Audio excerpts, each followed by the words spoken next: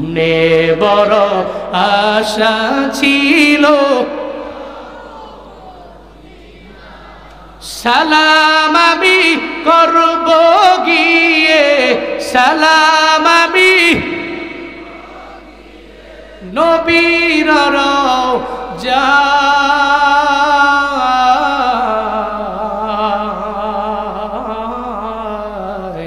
মনে বড় আশা ছিল মনে বড় আশা ছিল আরব সাগর পারি দিব নাই কয় আমার তরি পাখি নাই তো উড়ে যাব ডানাতে ভোর করি আরব সাগর পারি দিব নাই কয় আমার তরি পাখি নাই তো উড়ে যাব ডানাতে ভোর করি আমার আশায় আছি সম্বল নাই আশায় আছে করি কিউ পায়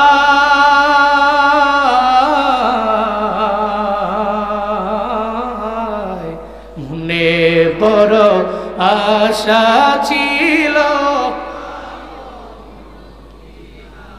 মনে বড় আশা ছিল যাব মদিনায় মনে বড়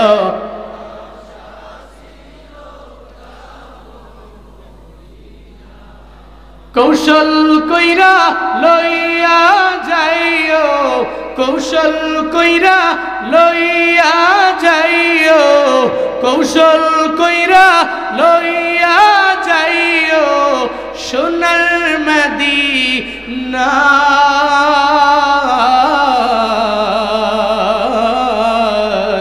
মনে বড় আশা আছে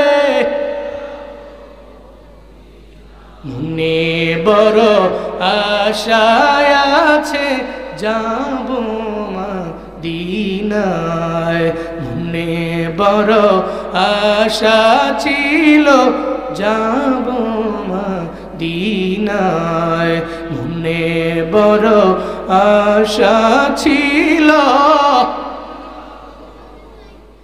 40 বছরের জিন্দেগিতে আমার মায়ার নবীর কোনো মিথ্যা নাই জিন্দেগিতে জীবনে কোনোদিন ওয়াদা করে ওয়াদার খেলাফ করেন নাই নবী আমার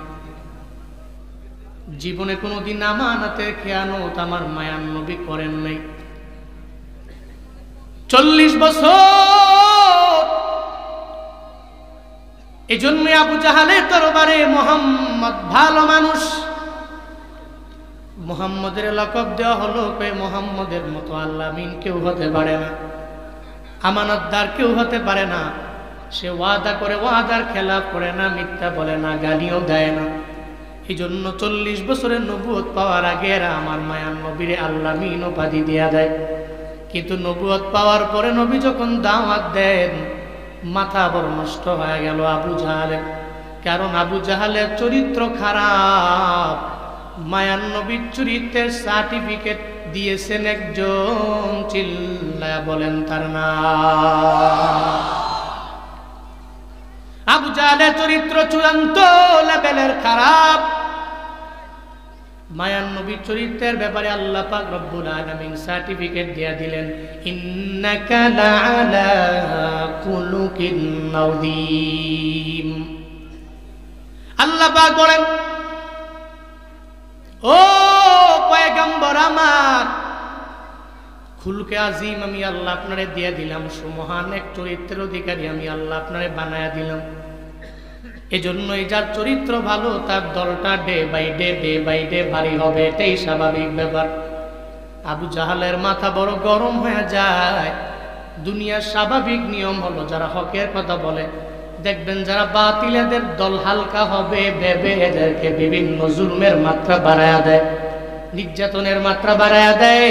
কারণ চরিত্রহীনেরা লম্পটেরা ভালো করেই জানে একজন চরিত্রওয়ালা হক কথা বলনেওয়ালা মানুষ যদি আমার এলাকার মধ্যে থাকে তাহলে জীবনে কোনোদিন এই এলাকার মধ্যে আমি ডেভেলপ হতে পারবো না, আমি উন্নতি সাধন করতে পারবো না।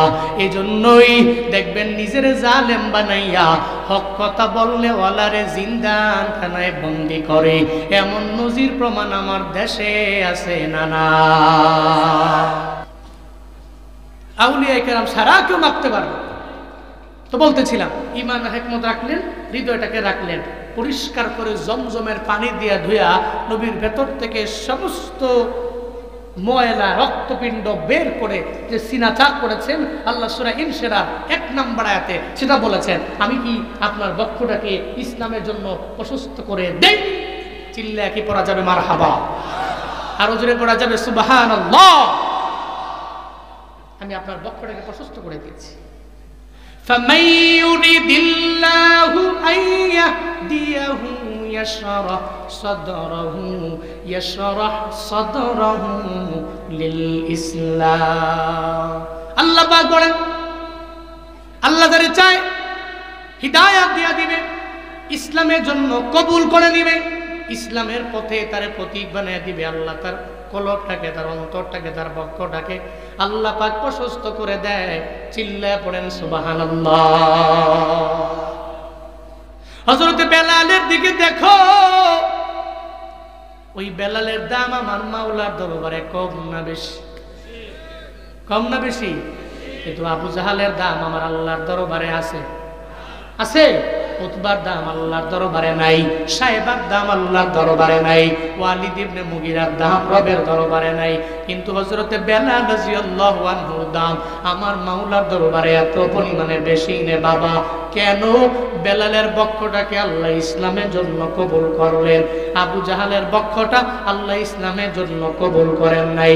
মক্কা মদিনায় উমরা করার জন্য যারা যায়, আপনারা তো দেখলেন নে বাবা, তাওয়াফ করলেন 7 বার, এরপরে গেলেন সাই করার জন্য, সাফা টু মারওয়া, মারওয়া টু সাফা, সাফা টু মারওয়া, মারওয়া টু সাফা, সাফা টু মারওয়া।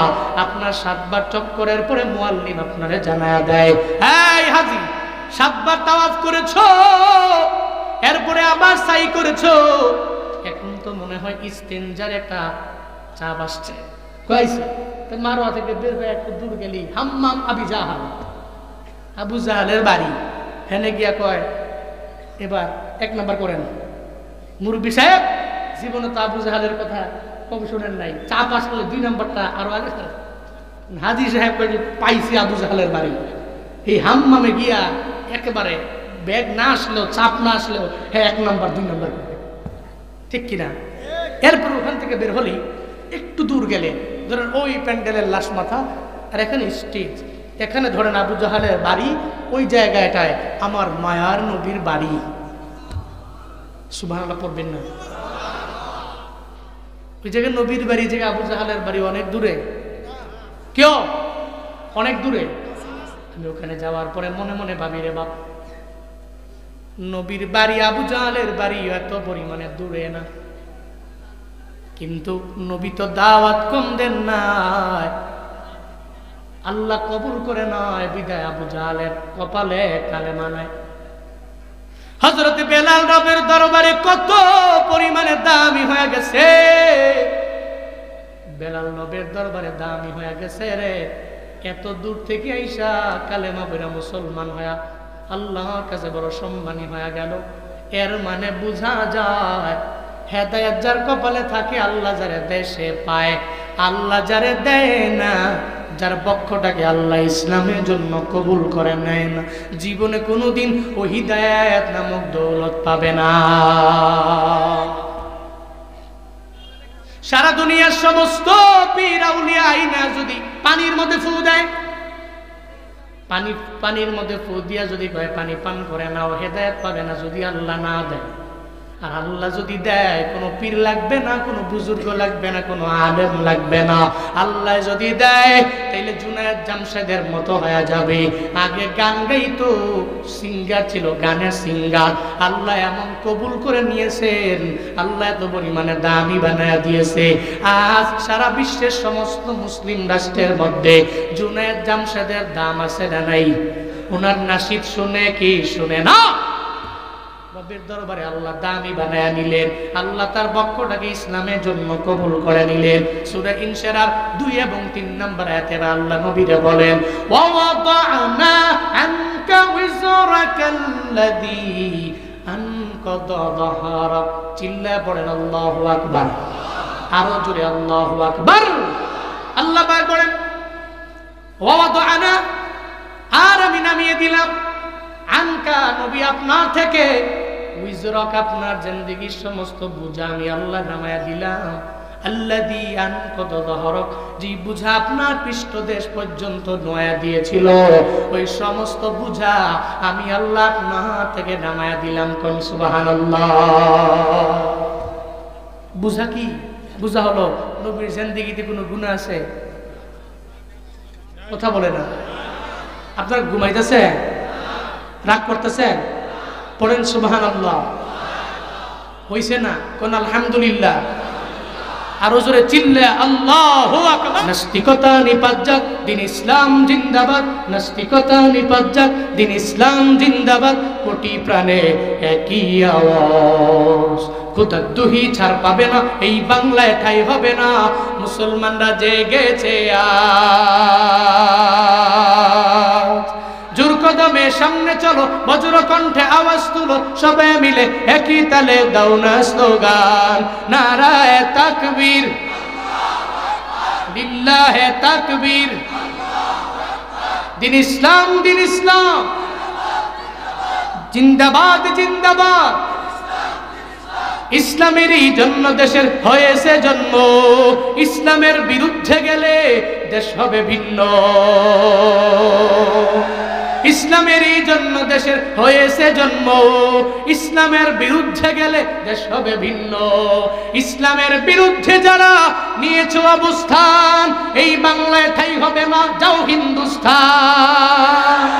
জোর কদমে সামনে চলো, বজ্র কণ্ঠে আওয়াজ তুলো, সবাই মিলে একই তালে দাও না স্লোগান, নারায়ে তাকবীর, নারায়ে তাকবীর। দিন ইসলাম, দিন ইসলাম জিন্দাবাদ, জিন্দাবাদ। মুসলমানের এই দেশেতে ইস্কনদের ঠাঁই নাই, ইস্কনদের পক্ষে যারা এদের কোনো রক্ষা নাই। মুসলমানের এই দেশেতে নাস্তিকদের ঠাঁই নাই, নাস্তিকদের পক্ষে যারা এদের কোনো রক্ষা নাই। এই দেশেতে থাকতে হলে কোরআন মানতে হবে, কোরআন না মানবে যারা বিতাড়িত হবে। জোর কদমে সামনে চলো, বজ্র কণ্ঠে আওয়াজ তুলো, সবাই মিলে একই তালে দাও না স্লোগান, নারায়ে তাকবীর, লিল্লাহে তাকবীর।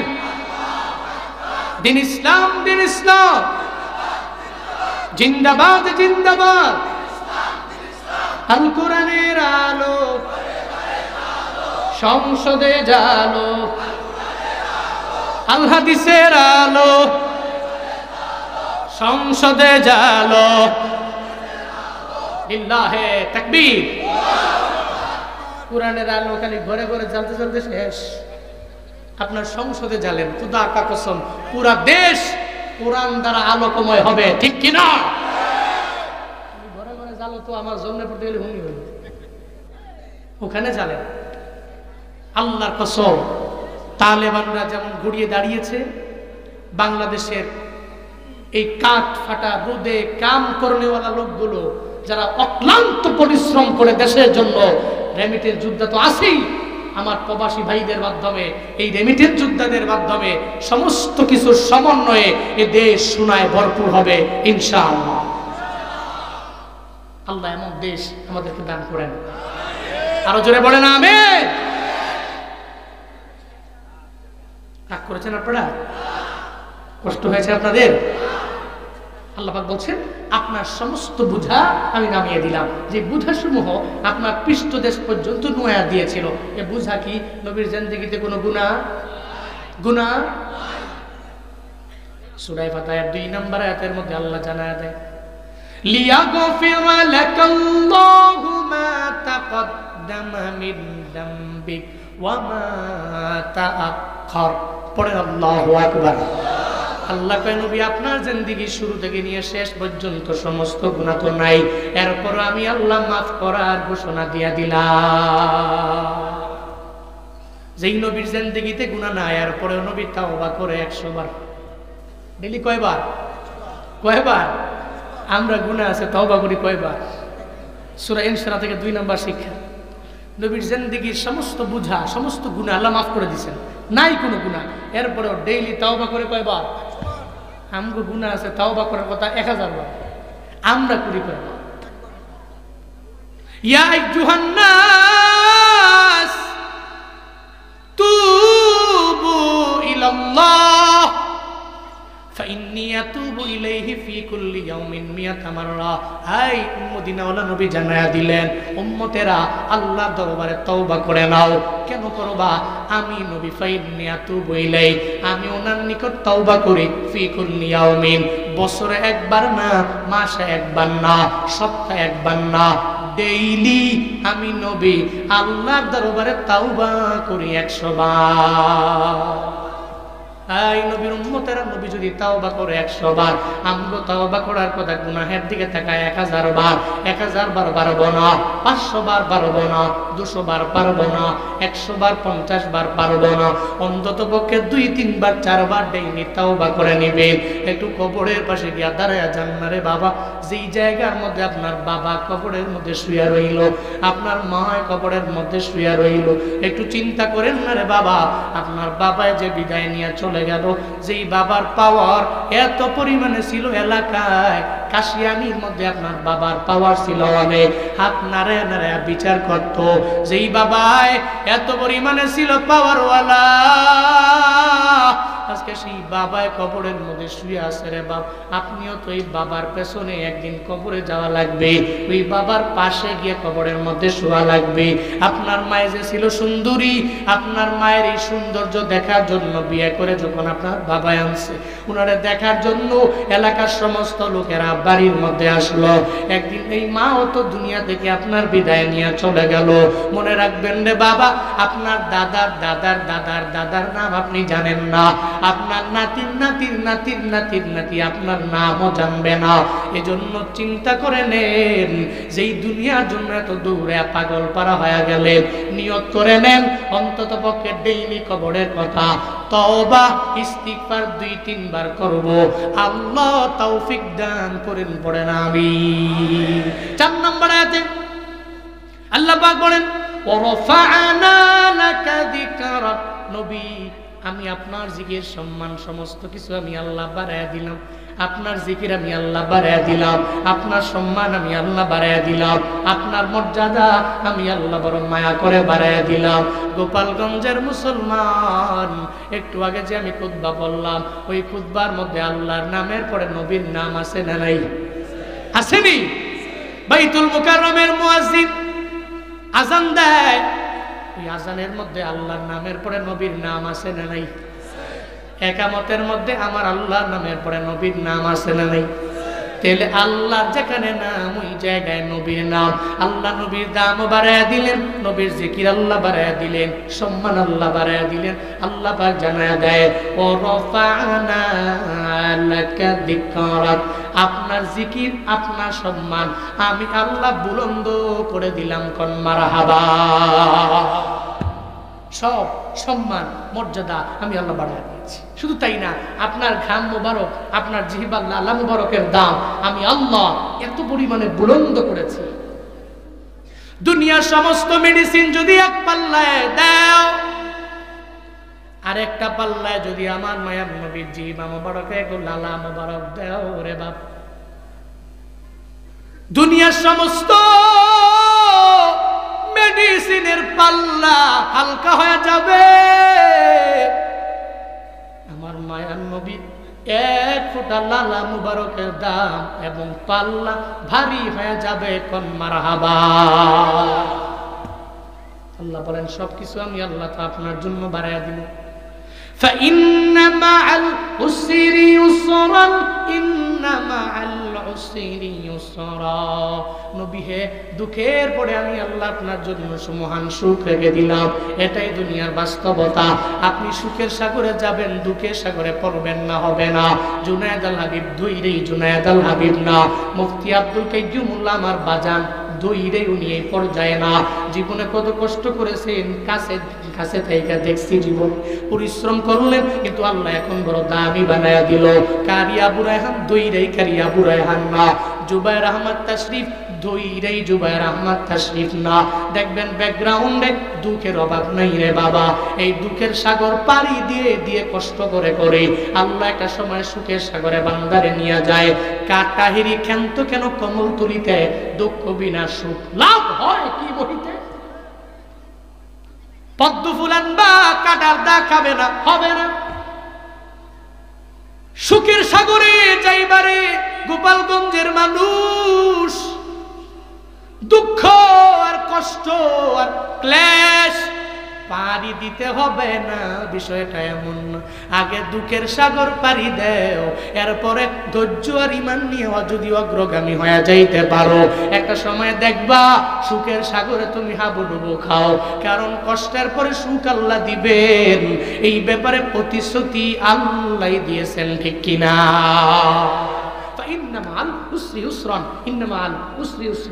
নিশ্চয়ই কষ্টের পরে কি আছে, কি আছে, সুমহান সুখ আছে। এজন্য ডিপ্রেশন নাই, হতাশা নাই। আমার জীবনে বিপদ আসলে, মুসিবত আসলে অসুবিধা নাই, আল্লাহ তো আছে। দুনিয়ার সমস্ত মানুষ আমাকে ছেড়ে গেলেও আমার পাশে কে, পাশে কে, সমস্ত মানুষ ছেড়ে গেলেও আল্লাহ আমার পাশে আছে। এই চিন্তা নিয়ে অগ্রগামী হওয়া। কষ্টের পরে আল্লাহ সুমহান সুখের সাগরে আমাকে নিয়ে যাবে। এরপরে ফাইদা ফারাগতা ফানসাব ওয়া ইলা রাব্বিকা ফারগাব। আল্লাহ পাক বলছেন, যখন আপনি দুনিয়াবি লাইন থেকে, দুনিয়াবি কাজ থেকে ফারেগ হবেন, ফানসাব, আপনি কঠিনভাবে ইবাদতে মগ্ন হন। দুনিয়াবি লাইনের কাজ শেষ, তখন তো বসে থাকতে হবে না, ইবাদতে মগ্ন হওয়া লাগবে। এক কথায় ওয়া ইলা রাব্বিকা ফারগাব, আপনার রবের দিকে আপনি ঝুঁকে পড়েন, আপনার রবের দিকে আপনি মনোনিবেশ করেন। আপনি যখন ফারেগ, আপনি যখন অবসর, তখনই আপনার রবের ইবাদতে আপনি ঝুঁকে পড়েন। আল্লাহ নবীরে কেন বললেন? নবী তো এত ইবাদত করতেন, পা মোবারক পর্যন্ত ফুলে যেত। আদেশ দেওয়া নবীরে মানে নবীর সমস্ত উম্মতকে দেওয়া। সমস্ত নবীর উম্মতেরা ফারেগ হয়ে গেলে ইবাদত করবে কার, কার? আর ইবাদত করার মুখ্যম সময়টা কোন কাল? নাবালেগ,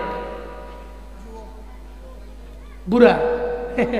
বুড়া তো আছে ঠিক মতো অজু বানাইতে ঠিক মতো পারে না, যাই বানায় হাত মুখ ধোয়ার পরে হোম মিনিস্টারকে বলে অজু ছুটে গেছে গা, পানিও শেষ, আবার দাও। পরে আবার অজু করে, এরপরে মুখটা ধুয়ে হাত পর্যন্ত গেছে, আবার কয় অজু ছুটে গেছে গা, আবার পানি দাও। ঠান্ডা পানি না, তাও গরম পানি। বাপ, আমি আপনারে বলি, এই যে বুড়া হয়ে গেলেন, চাইলে আপনি জুয়ান কালের মতো ইবাদত করা ইম্পসিবল, কিন্তু জুয়ান কালে ইবাদত করা আপনার জন্য সহজ।